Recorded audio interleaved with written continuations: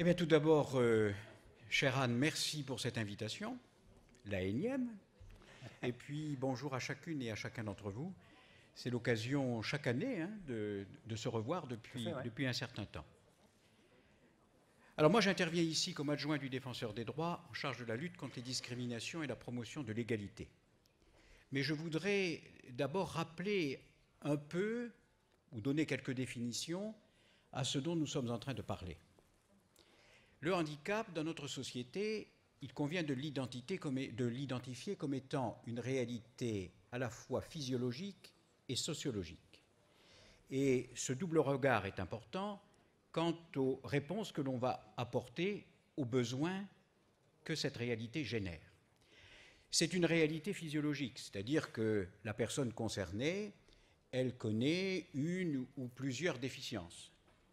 Et puis c'est une réalité sociologique parce que ce que cette personne vit appelle de la part de la société un certain nombre de mesures qui permettent à la fois de compenser et de rendre accessible l'environnement de la personne. Et je crois que c'est important de se souvenir de cette double réalité pour concevoir les réponses qu'il convient de lui apporter. Ensuite, le handicap, il prend des formes très diverses. Il est intellectuel, il est moteur, il est sensoriel, parfois il est plusieurs de ces caractéristiques. Et puis, le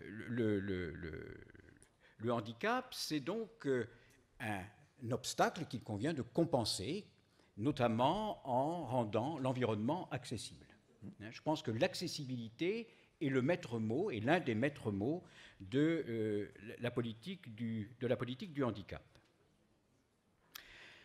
Alors, Anne m'a demandé de proposer quelques réflexions autour du rôle qui peut être celui d'un syndicat dans l'action en direction des personnes en situation de handicap. Alors, je ne vais pas vous faire des révélations, évidemment, vous connaissez le sujet, vous avez un certain nombre de pratiques, mais on peut repérer un certain nombre de domaines dans la société, un certain nombre de types d'activités qui peuvent conduire une organisation syndicale à s'investir sur ce sujet.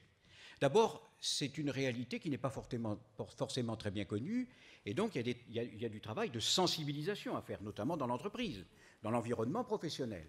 Il y a tout d'abord une question de sensibilisation. Ensuite, au travers des négociations auxquelles vous êtes associés, tant au niveau national que local, tant au niveau d'une entreprise ou d'un regroupement d'entreprises, il y a à intégrer la question du handicap dans ces négociations-là. Et je dois dire d'ailleurs qu'au fil du temps, les organisations syndicales ont été de plus en plus présentes et de plus en plus actives et d'ailleurs de plus en plus déterminantes dans la prise en compte de la question du handicap, notamment dans les négociations que j'évoquais à l'instant. Et puis, je pense aussi que quand on est au niveau d'une équipe professionnelle, à l'intérieur desquels il y a des militants syndicaux, des représentants syndicaux, il y a un accompagnement aussi à apporter à la personne pour qu'elle s'intègre bien dans l'entreprise, dans l'équipe à l'intérieur de laquelle elle travaille, parce que ce n'est pas forcément facile. C'est pas forcément facile, il y a des obstacles qui ne sont pas uniquement de nature physique pour aller dans tel ou tel local, l'endroit où on partage le déjeuner, l'atelier où on travaille, etc. Il y a vraiment beaucoup d'obstacles rencontrés par la personne en situation de handicap. Donc l'accompagnement est important. Et puis, mais ça je le traiterai tout à l'heure quand j'évoquerai les saisines qui nous parviennent. Et puis, vous, organisation syndicale, vous êtes dans un certain nombre d'instances décisionnaires. Je pense en particulier au Conseil économique, social et environnemental. Moi, j'ai, comme adjoint du Défenseur des droits, travaillé avec la section sociale sur la question des discriminations syndicales. Bon. Et j'ai vu à cette occasion combien une institution comme le CESE pouvait peser sur les évolutions politiques. Et un syndicat est parfaitement légitime pour pouvoir s'installer dans ce périmètre de réflexion et d'action. Alors, chez le Défenseur des droits, pour l'année 2018, et pour la deuxième année consécutive, le handicap sera la première cause de réclamation et de saisine du défenseur. C'est même un peu plus que l'année dernière.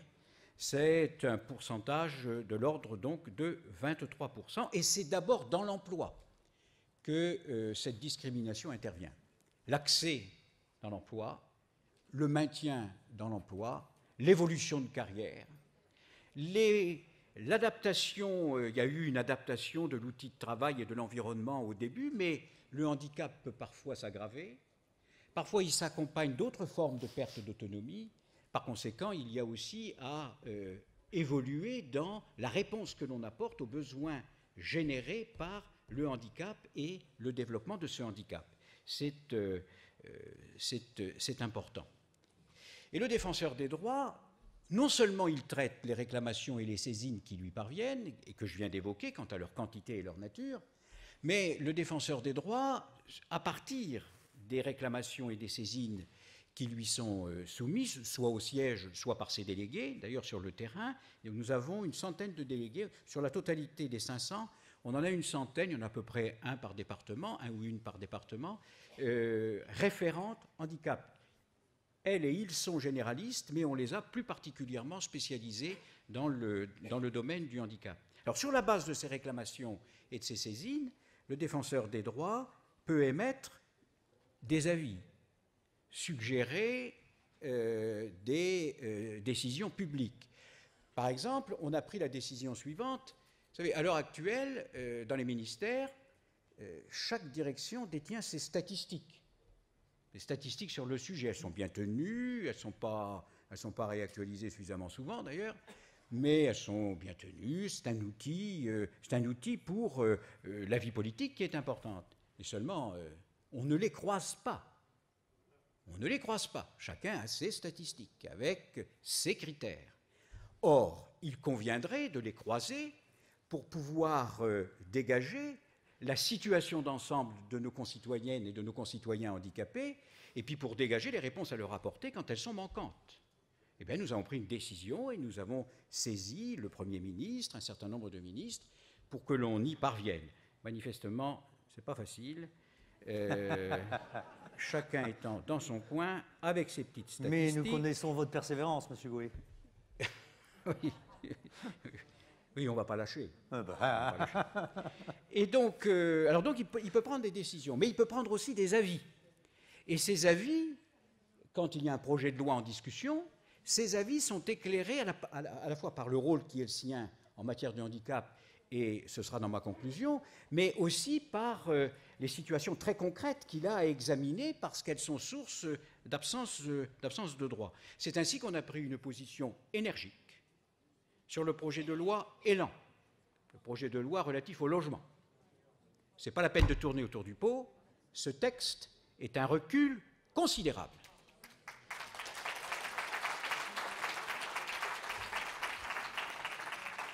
C'est un recul considérable au regard des engagements qui sont pris par la France. La France a ratifié la Convention internationale relative aux droits des personnes handicapées, rétablir une notion de quota dans la législation, tourner le dos à l'accessibilité universelle, c'est un recul. C'est clair. Donc on a rendu un avis très ferme sur le sujet. On y est tenu. On est chargé du suivi de la mise en œuvre de la Convention internationale. Donc on assume notre rôle. Ce n'est pas de l'opposition politicienne, c'est une posture institutionnelle de portée générale. Et puis d'ailleurs, dans une société dont les membres gagnent en espérance de vie, ils sont aussi menacés par de la perte d'autonomie. Alors certes, la loi a introduit le concept d'adaptabilité, mais l'adaptabilité, ce n'est que de franchir une partie du chemin.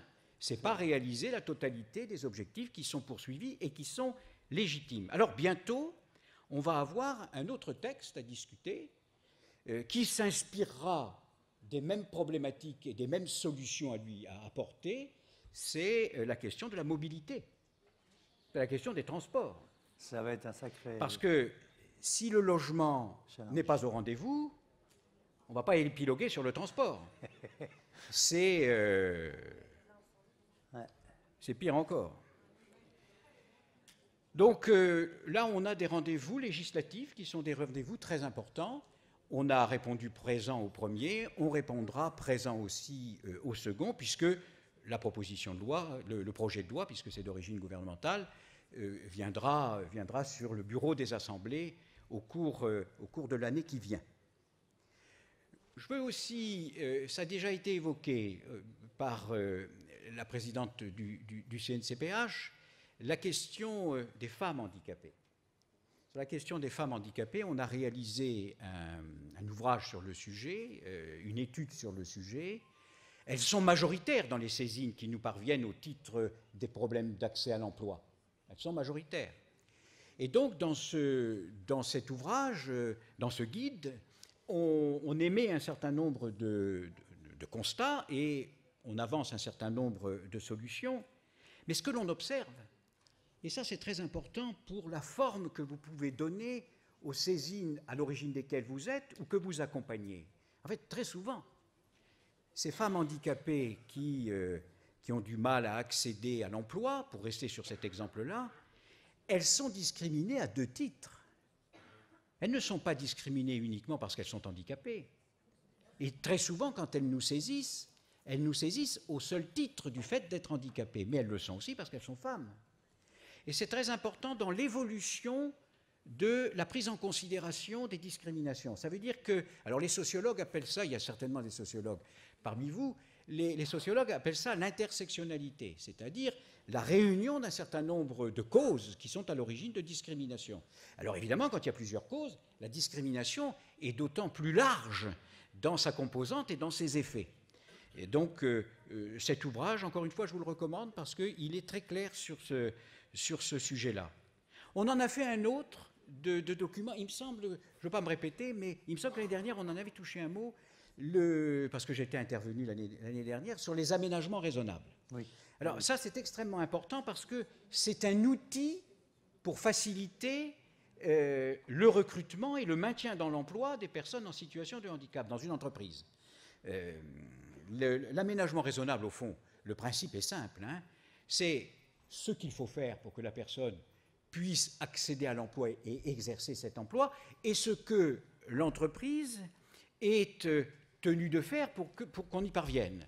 C'est un accord de volonté, en quelque sorte. C'est comme ça qu'il faut comprendre le mot « raisonnable ». Il ne s'agit pas d'un recrutement à marche forcée, etc., etc. C'est un accord de volonté, et c'est un accord de volonté autour de ce qu'il convient de faire pour que la personne puisse vraiment exercer son métier au milieu des autres, avec autant de possibilités de le réussir et de progresser que pour quelqu'un d'autre. Donc je vous recommande aussi ce guide qui est intéressant. Là, on est en train d'ouvrir 2 chantiers. On a entamé le 3e tiers de notre mandat. Le défenseur des droits et ses adjoints sont nommés pour 6 ans. On l'a été en 2014. Donc, le 15 juillet 2020, notre mandat arrivera à son terme. Et ce sont des mandats qui ne sont pas renouvelables. C'est d'ailleurs c'est pour cette raison-là qu'on est indépendant. On fait plaisir à personne pour faire un 2e mandat. Entre nous, on pourrait faire ça pour d'autres mandats. Mais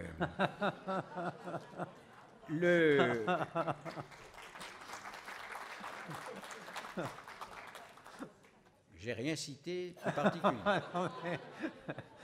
Monsieur Goué. Du coup, je ne sais plus où j'en étais.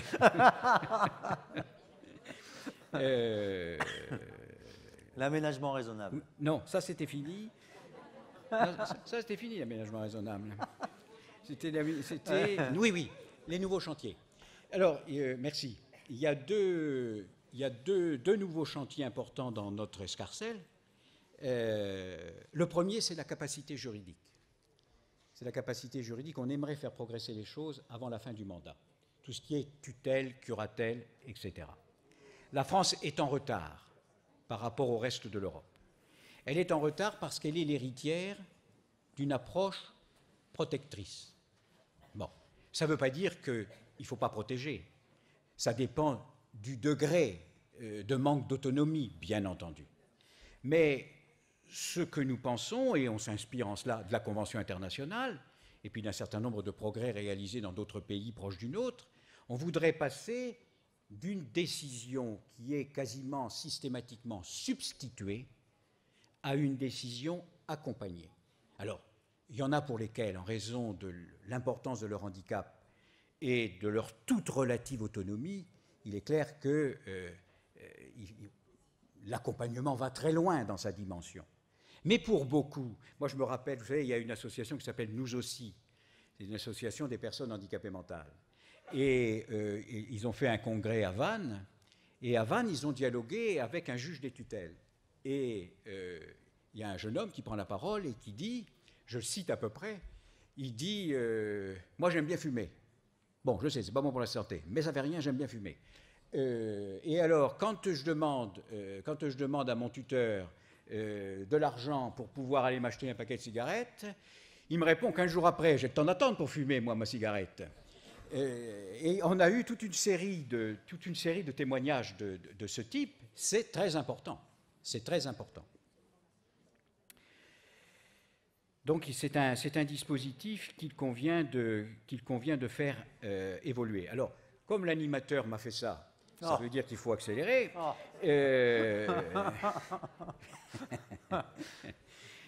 Je pense qu'un syndicat comme le vôtre, c'est un atout. C'est un atout dans le domaine du handicap, c'est le domaine sur lequel j'interviens cet après-midi, c'est un atout pour sensibiliser au sujet, car c'est une réalité anxiogène, le handicap. La société a du mal à persévérer dans le regard qu'elle lui adresse en face. Donc, un syndicat peut jouer un rôle important dans la sensibilisation de l'opinion. Un syndicat peut faire évoluer les dispositifs dans le cadre des négociations qu'il est appelé à avoir. Alors, je sais qu'il y a tout un contexte avec des quantités de difficultés à régler, mais ces difficultés-là n'épargnent pas les personnes handicapées, et compte tenu du fait qu'elles sont handicapées, elles sont prises davantage encore de plein fouet que d'autres, parfois. Donc, dans les négociations, pour faire évoluer les dispositifs, c'est important. Et puis, un rôle de prévention aussi.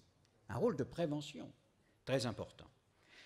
Donc, pour terminer tout à fait, n'hésitez pas à nous saisir ou à accompagner des saisines, notamment de groupes, car il peut y avoir des groupes aussi qui ont besoin de trouver une solution. Je m'empresse de vous dire que nous ne sommes pas des juges, nous sommes des médiateurs. C'est-à-dire que quand vous nous saisissez, c'est pour qu'on trouve une solution. Alors évidemment, si on a un interlocuteur qui est de mauvaise foi ou qui est de mauvaise volonté, on a des moyens pour le contraindre à passer de la mauvaise foi à la bonne foi et de l'absence de volonté à une action énergique. On a des moyens. Mais nous sommes avant tout des médiateurs. Car quand on trouve une solution à la faveur d'une médiation, cette solution est mieux vécue et elle est mieux appliquée que quand elle est imposée avec une rigueur. Parfois, on ne peut pas y échapper. Mais quand on peut être médiateur, il faut que nous le soyons. Et je terminerai tout à fait en évoquant j'ai évoqué la Convention internationale relative aux droits des personnes handicapées. Je voudrais parler, pour terminer mon propos, de la loi qui régit tout ça, la loi de 2005. Et je voudrais qu'on ne passe pas sous silence, je ne voudrais pas que l'on oublie le titre de cette loi. Car finalement, ce titre de la loi de 2005 dit tout. C'est la loi pour l'égalité des droits et des chances. On était en 2005. Il n'y avait pas encore de convention internationale. Le législateur s'est montré très anticipateur. Égalité des droits et des chances. Dans une société de compétition comme l'est la nôtre, c'est extrêmement important pour la personne en situation de handicap. Égalité des droits et des chances, participation. Parce que ce n'est pas le tout d'avoir une société inclusive, c'est le maître mot des politiques publiques d'aujourd'hui, et tant mieux. Mais il ne suffit pas d'être inclus. Il faut aussi être participatif de sa propre destinée, d'être acteur à part entière de la cité. Égalité des droits et des chances, participation et citoyenneté. Eh bien, vous êtes des acteurs de la citoyenneté, par le mandat qui est le vôtre et l'accompagnement que vous apportez à certaines catégories de la société, à l'intérieur desquelles se trouvent des concitoyennes et des concitoyens handicapés en situation de handicap. Voilà, merci pour votre attention.